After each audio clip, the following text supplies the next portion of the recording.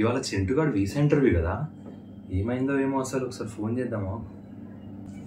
రే Teja, visa వచ్చేసిందిరా. ఈయన నా పెట్టుడే లేడు. యుఎస్ లో మన పాదం పడబోతుంది. ఎంత అదృష్టం చేసుకుందిరా యుఎస్ మనం. రే ఇప్పుడే ఫోన్ చేద్దాం అనుకున్నారా? కంగ్రాట్స్ ఎనీవే, బానే కొట్టినోరా వీసా. ఏదోరా, మొత్తానికి నీ దయ. వీసా అయితే నా చేతులుంది. నువ్వు చెప్పిన ప్రతి టిప్స్, నీ ప్రాసెస్ అంతా ఫాలో అయినా. థ్యాంక్ యూ రా.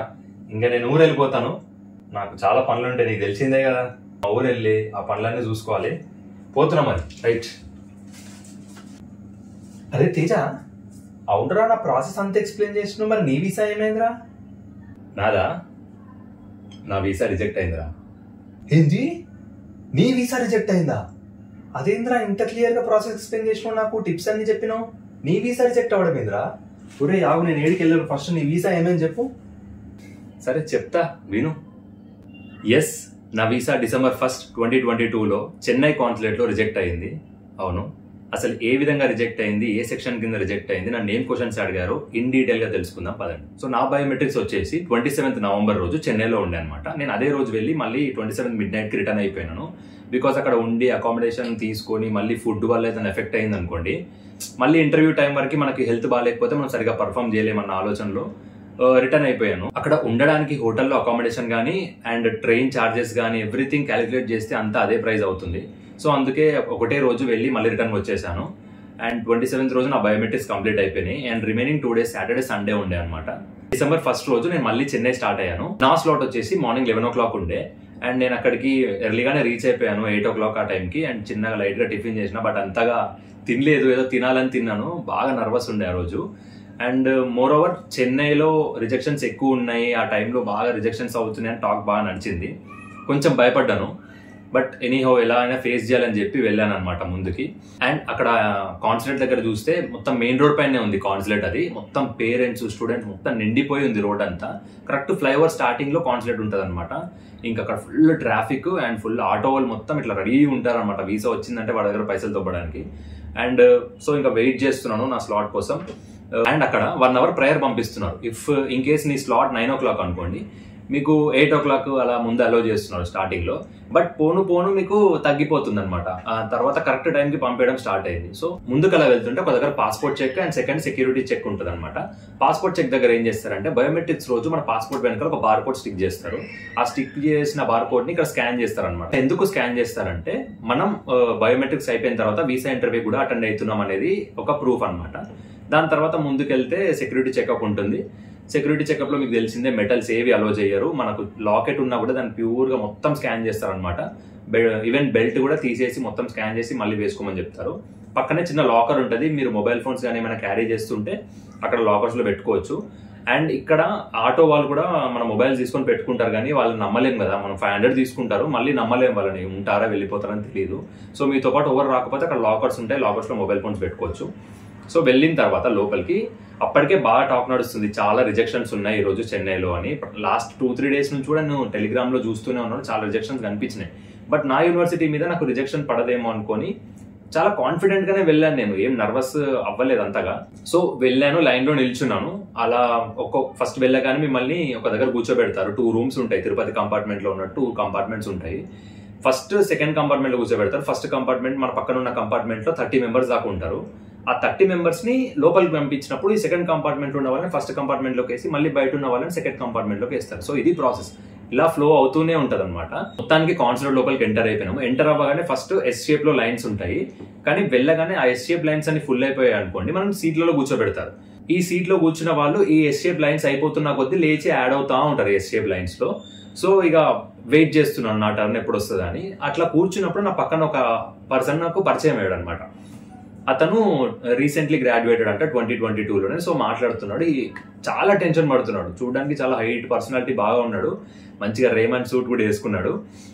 ఫుల్ టెన్షన్ పడుతున్నాడు. అసలు అతను టెన్షన్ చూస్తుంటే నాకే అనిపించింది, ఎందుకు ఇంత టెన్షన్ పడుతున్నాడు, అసలు పర్ఫామ్ చేయకుండా టెన్షన్ పడడం అవసరం లేదు కదా అని చెప్పి.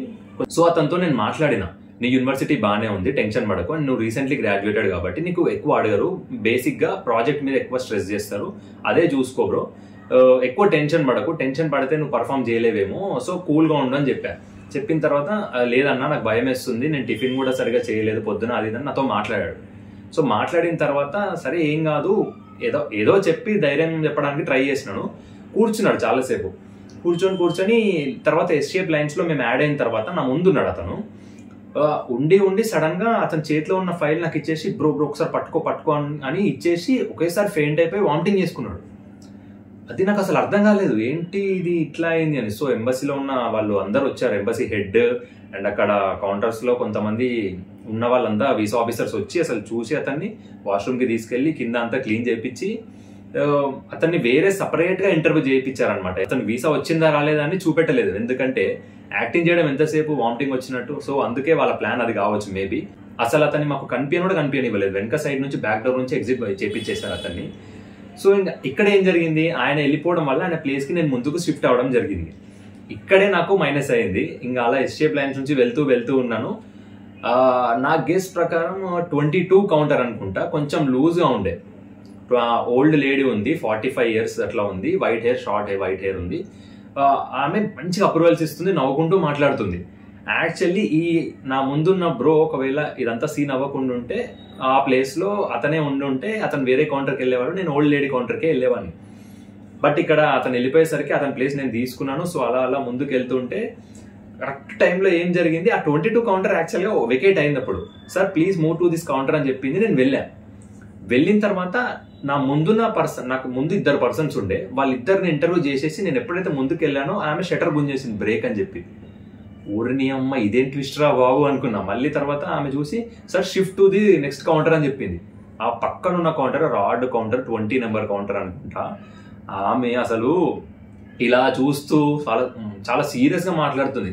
సరే ఫైన్ ఏం కాదు, మంచిగా పర్ఫామ్ చేస్తే సరిపోతుంది అని చెప్పి అప్పటికి కూడా నాకు నేను ధైర్యం తెచ్చుకొని వేరే కౌంటర్కి మూవ్ అయిన తర్వాత నా ముందున్న అందరికీ మంచిగా నవ్వుకుంటూ మాట్లాడి చాలా అప్రూవల్స్ ఇచ్చేసింది. నా ముందున్న ఇద్దరికి యాక్సెప్టెడ్ అనమాట. సో కొంచెం కాన్ఫిడెన్స్ వచ్చింది, ఫైనల్ గా నాకు కూడా అప్రూవ్ అవుతుంది, ఏం పర్లేదు అని చెప్పి. సో వెళ్ళగానే గ్రీట్ చేసినాను, గుడ్ మార్నింగ్ ఆఫీసర్ అని. ఆమె కూడా గుడ్ మార్నింగ్ అని చెప్పి పాస్ మీ డాక్యుమెంట్స్ అనేది I-20 పాస్పోర్ట్ ఇచ్చేసినాను. ఇచ్చిన తర్వాత చూసింది university, okay you're heading to this university అంటే ఎస్ అని చెప్పిన. వై దిస్ యూనివర్సిటీ అన్నది నేను మంచిగానే ఆన్సర్ ఇచ్చిన. I chose this university because of it's course curriculum అన్నట్టు బాగానే చెప్పినాను. చెప్పిన తర్వాత ఓకే ఫైన్ అన్నది. నెక్స్ట్ వై యుఎస్ అన్నది అనగానే యుఎస్ గురించి నేను మాట్లాడడం స్టార్ట్ చేసిన, దాని ఎడ్యుకేషన్ సిస్టమ్ గురించి మాట్లాడడం స్టార్ట్ చేసిన. ఆ మాస్టర్స్ రావడం వల్ల నాకు ఎలాంటి మంచి ఆపర్చునిటీస్ వస్తాయి ఇండియాలో మాట్లాడడం స్టార్ట్ చేసిన. ఫైన్ అన్నది. నెక్స్ట్ నీ గ్రాడ్యుయేషన్ ఇయర్ అడిగింది. నేను I was graduated in 2020 in the stream of ECE with CGPA of 7.17 అని చెప్పిన తర్వాత ఇన్ విచ్ స్ట్రీమ్ అని అడిగింది. మళ్ళీ in electronics and communication stream అని చెప్పిన. సో మేబీ ఇక్కడ తనకి ఏమైనా మైనస్ అవి ఉండొచ్చు, బికాస్ నేను మాస్టర్స్ తీసుకున్నప్పుడు సైబర్ సెక్యూరిటీ అనమాట మేజర్. సో ఒక్కసారి ఆమె సిస్టమ్ వైపు చూస్తూ DS-160 చూస్తూ ఇలా టైప్ చేస్తున్న అమ్మాయి ఒకసారి ఆగిపోయి నా సైడ్ టర్న్ అయ్యి what were you doing since then అన్నది. I was working as a software analyst in so and so company అని చెప్పిన తర్వాత how come you could do an IT job by being an EC graduate అన్నది. నాకు ఒక్కసారి ఫ్యూజులు ఎగిరిపోయినాయి. General గా why you join this organisation అని అడుగుతారు, లేకపోతే why masters after doing a job అని అడుగుతారు. కానీ ఈమె how come you could do an IT job అని అడిగేసరికి నాకు ఒక్కసారి అర్థం కాలేదు. ఫైన్ ఇది కూడా ఏం పర్లేదు అని చెప్పి అప్పటికప్పుడు ఒక సెకండ్ గ్యాప్ తీసుకొని మళ్ళీ ఎక్స్ప్లెయిన్ చేయడానికి ట్రై చేసినాను. నేను ఎలా ఎక్స్ప్లెయిన్ చేసిన అంటే నా అండర్ గ్రాడ్యుయేషన్ ప్రాజెక్ట్ అనేది స్టాండ్ అలోన్ ఈసీ ప్రాజెక్ట్ కాదు, దీంట్లో CS టెక్నాలజీ కూడా యూజ్ చేయబడింది. సో ఇలా యూజ్ చేస్తున్నప్పుడు నాకు CS మీద చాలా ఇంట్రెస్ట్ కలిగింది. మోర్ ఓవర్ నా గ్రాడ్యుయేషన్ అయిపోయే టైంకి నా చేతిలో ఒక ఆపర్చునిటీ ఉండే ఈ కంపెనీలో జాయిన్ అవ్వడము, అందుకని నేను కంపెనీలో జాయిన్ అయిపోయాను అని చెప్పాను. ఆ ఆన్సర్ చెప్పిన తర్వాత ఆమె ఒక మాట అనింది, ఏంటి అంటే I did not find your answer genuine అని. కథం అక్కడికి ఫ్యూజులు ఎగిరిపోయినాయి. ఇంకా ఈమె ఫిక్స్ అయిపోయింది నన్ను రిజెక్ట్ కొట్టేయాలని చెప్పి నాకు అర్థమైపోయింది. ఆమె అంత మాట అన్న తర్వాత నేను ఇంకేం అనలేను, బట్ ఒక్క మాట అయితే అన్నాను, but that was all about it ma'am, I'm very much genuine about this answer అని చెప్పిన తర్వాత నెక్స్ట్ క్వశ్చన్ ఫండింగ్ వెళ్ళింది. మళ్ళీ ఫండింగ్ వచ్చింది ఏంటి అని డౌట్ వచ్చి ఓకే ఫైన్ ఏం పర్లేదు చూద్దాం ఏమనుకుంటుందో అనుకొని ఓకే ఫండింగ్ గురించి అడిగితే నేను చెప్పిన my father is funding me with so and so amount and నాకు ఇంత లోన్ అమౌంట్ ఉంది అని చెప్పిన తర్వాత what does your father do అన్నది. నేను my father runs his own business అని చెప్పి మా ఫాదర్ బిజినెస్ గురించి చెప్పడం స్టార్ట్ చేసిన. తను మళ్ళీ ఎంటరప్ట్ చేసి would you take up your father business now అని అన్నది. ఇక్కడ నేను 2 ways లో ఆలోచించిన అనమాట, బిజినెస్ టేకప్ చేయాలా వద్దా అనేది. ఒకవేళ టేకప్ చేస్తా అని చెప్పాను అనుకో, ఆమె ఎలా ఆలోచించవచ్చు, బిజినెస్ చేస్తా అనుకున్నోడికి వీసా ఎందుకు మాస్టర్స్ ఎందుకు అని చెప్పి రిజెక్ట్ కొట్టే ఛాన్స్ ఉందేమో అనుకోని లైట్ తీసుకున్నాను. నెక్స్ట్ లేదు టేకప్ చేయను అని చెప్తే ఓకే బిజినెస్ టేకప్ చేయ అంటాడు, సో వీడికి టైప్ లేదు ఇండియాతో అని చెప్పి మళ్ళీ అలా ఎలా ఫీల్ అవుతుందో అని డైలమాలకు వెళ్ళిపోయినా. బట్ ఎనీహౌ అప్పుడు ఆ పాయింట్ ఆఫ్ టైంలో మన నోటికి ఏది వస్తే చెప్పేస్తాం, మన మైండ్లో స్ట్రైక్ అని చెప్పేస్తాము. సో నేను చెప్పింది ఏంటి అంటే, no ma'am, as of now I don't want to take up his business because I want to secure a good job role in my home country with my masters degree అని చెప్పిన తర్వాత ఒక second ఇలానే చూసింది, మళ్ళీ system వైపు చూసింది, place your right hand fingers అని చెప్పింది. జనరల్ గా ఆ రోజు అందరికి రైట్ హ్యాండ్ ఎవరికైతే పెట్టిపించిందో వాళ్ళందరికి అప్రూవ్ అయిపోయింది. సో నేనేం ఫీల్ అయ్యానంటే, ఓకే నా రైట్ హ్యాండ్ పెట్టింది కాబట్టి నేను అప్రూవ్ అయిపోయాను అనుకున్నాను. బట్ రైట్ హ్యాండ్ 4 ఫింగర్స్ పెట్టిన తర్వాత, sorry young man, I'm not approving your visa today, come back another day అని చెప్పి నాకు ఒక వైట్ స్లిప్ ఇచ్చి, the slip will explain you the details అని చెప్పింది. ఆ స్లిప్ లో 214B ఉంది. సో అసలు ఆ కాన్సులేట్ నుంచి నేను ఎట్లా బయటకు వచ్చినో నాకే తెలియదు. అసలు ఒక సెకండ్ అర్థం కాలేదు. ఓకే, ఇప్పుడు వీసా రిజెక్ట్ అయింది, సరే రేపటి నుంచి నేను ఏం చేయాలి? స్లాట్స్ ఎప్పుడు ఓపెన్ అవుతాయి? అసలు నాకు స్లాట్ మళ్ళీ దొరుకుతుందా? ఈ ఇంటేక్ వెళ్తానా? నెక్స్ట్ ఇంటేక్ డిఫర్ అవుతుందా? రేపటి నుంచి నా చేతిలో జాబ్ లేదు, ఈ నెక్స్ట్ 7-6 మంత్స్ అసలు ఏం చేయాలి? అసలు lot of things were running in my mind. చాలా బాధ అయింది. సో ఒక 2 to 3 days నేను కోలుకోవడానికి టైం పట్టింది అనమాట. నాకు రిజెక్ట్ అయిన తర్వాత రిజెక్షన్ యొక్క రీజన్స్ అండ్ వాళ్ళు ఏ కేసు మీద అయితే రిజెక్షన్స్ ఇస్తారో దాని మీద మొత్తం స్టడీ చేయడం స్టార్ట్ చేసిన. జనరల్ గా యుఎస్ లో వీసా రిజెక్ట్ చేయడానికి 2 రీజన్స్ ఉంటాయి. ఒకటి 214B, ఇంకోటి 221G. 214B అనేది ఏంటి అంటే, వాడు మనల్ని పొటెన్షియల్ ఇమిగ్రెంట్ అనుకుంటాడు. బేసిక్ గా F1 వీసా మీద వెళ్ళే స్టూడెంట్స్ అందరూ మాస్టర్స్ కంప్లీట్ అయిపోయిన తర్వాత ఇండియాకి వచ్చేయాలి. సో వాడేమనుకున్నాడంటే, ఈ అబ్బాయి ఇండియాకి రాడు, వీటికి టైఅప్స్ లేవు కంట్రీతోని, హీ విల్ సెటిల్ దేర్ అని వాడు ఒపీనియన్. అందుకే నాకు 214B రిజెక్షన్ ఇచ్చారు. Next rejection 221G. 221G అంటే ఏంటి అంటే, నీ దగ్గర ఎనఫ్ డాక్యుమెంట్స్ అనేవి లేవు. సో వాడు ఏం చేస్తాడంటే, నీ వీసాని హోల్డ్ లో పెడతాడు. ఒక 70 to 75% 221G కూడా రిజెక్టే ప్రెసెంట్ ఉన్న కేసెస్ లో. బట్ వాళ్ళు ఏం చేస్తారంటే, మన దగ్గర ఎనఫ్ డాక్యుమెంట్స్ లేవు కాబట్టి మీకు తర్వాత మెయిల్ చేస్తాము, మాకు ఏ డాక్యుమెంట్స్ కావాలో ఆ డాక్యుమెంట్స్ మీరు మాకు మెయిల్లో సెండ్ చేయండి, దాన్ని వెరిఫై చేసి మాకు ఓకే అనిపిస్తే మీకు వీసా ఇస్తామని చెప్తారు. సో ఇట్లా 2 రిజెక్షన్స్ ఉంటాయని అప్పుడు అర్థమైంది. అండ్ మెయిన్ గా రిజెక్ట్ అవ్వడానికి రీజన్ ఏంటి అంటే, నా డిఎస్ ఫామ్ సరిగా ఫిల్ చేయలేదు. నేను ఒక కన్సల్టెన్సీని అప్రోచ్ అయినాను, XYZ కన్సల్టెన్సీని. వాళ్ళు నా డిఎస్ 160 సరిగా ఫిల్ చేయలేదని నాకు తర్వాత అర్థమైంది. ఎందుకంటే దాంట్లో నేను వర్కింగ్ ఎంప్లాయీ అని చెప్పి మెన్షన్ చేసినాను. నీ శాలరీ ఎంత అని అడుగుతారు కింద. అక్కడ శాలరీ దగ్గర అన్డిఫైన్డ్ అని పెట్టిరు వీళ్ళు. అసలు నాకు అర్థం కాలేదు. నీకు శాలరీ ఎంత వస్తుందో నీకే తెలియనప్పుడు అసలు ఏం ఆన్సర్ చెప్తున్నారు అనే పాయింట్ వాడికి మేబీ స్ట్రైక్ అయిందేమో అని నాకు అనిపించింది. So be careful while filling DS 160 form. ఆ DS 160 ఫామ్ లో మీరు ఏదైతే ఫిల్ చేస్తారో అవే క్వశ్చన్స్ అడుగుతారు, వాటి మీదే కాన్సన్ట్రేషన్ ఉంటుంది. చాలా కేర్ఫుల్ గా ఉండండి. DS ఫామ్ లో ఏమైనా డౌట్స్ ఉంటే కింద నాకు కామెంట్ చేయండి, ఇన్స్టాగ్రామ్ లో మెసేజ్ చేయండి, నేను హెల్ప్ చేస్తాను. సో మొత్తానికి 20,000 ఖర్చు పెట్టుకుని రిజెక్షన్ తో ఇంటికి వచ్చాను. చాలా బాధ అనిపించింది. అసలు దాని నుంచి కోలుకోవడానికి మినిమం 2 to 3 days పట్టింది నాకు. బికాస్ రిజెక్ట్ అయిన తర్వాత ఏం చేయాలి అనేదే నా సెకండ్ థాట్ ఉండే. అసలు నాకు ఫుల్ బ్లాంక్ ఉండే అనమాట. ఇలా జరిగింది నా రిజెక్షన్ మొత్తానికి. రేయ్, వీసా రిజెక్ట్ అయితే ఇంత కష్టంగా ఉంటుందా?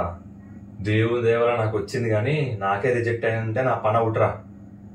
సరే, ఏదో యుఎస్ లో కలుద్దాం అనుకున్నాం, కానీ ఇక కలిసేలా లేం కదా. చా, ఎవరన్నారా నెక్స్ట్ మంత్ నేను యుఎస్ వస్తున్నారా? ఏంటి, యుఎస్ వస్తున్నావా? ఎట్లారా వీసా రిజెక్ట్ అయిందన్నావు? అది మొన్నరా, రీసెంట్ గా వీసా వచ్చిందిలే. మా ఎక్స్పీరియన్స్ కూడా మీ అందరితో షేర్ చేసుకుంటాను. రెడీగా ఉండండి నెక్స్ట్ వీడియోకి. నువ్వైతే పోయి ఎంజాయ్ చేయి ఫస్ట్. రేయ్, నువ్వు సూపర్ రా. ఖచ్చితంగా ఎక్స్పీరియన్స్ కోసం నేను వెయిట్ చేస్తూ ఉంటాను. మీరు కూడా వెయిట్ చేస్తూ ఉండండి. మన తేజగాడి వీసా యాక్సెప్ట్ అయిన ఎక్స్పీరియన్స్ మాతో షేర్ చేసుకుంటాడు. అప్పటి వరకు స్టేడియం నేను పోయి దావత్ చేసుకుంటా మా ఇంట్లో.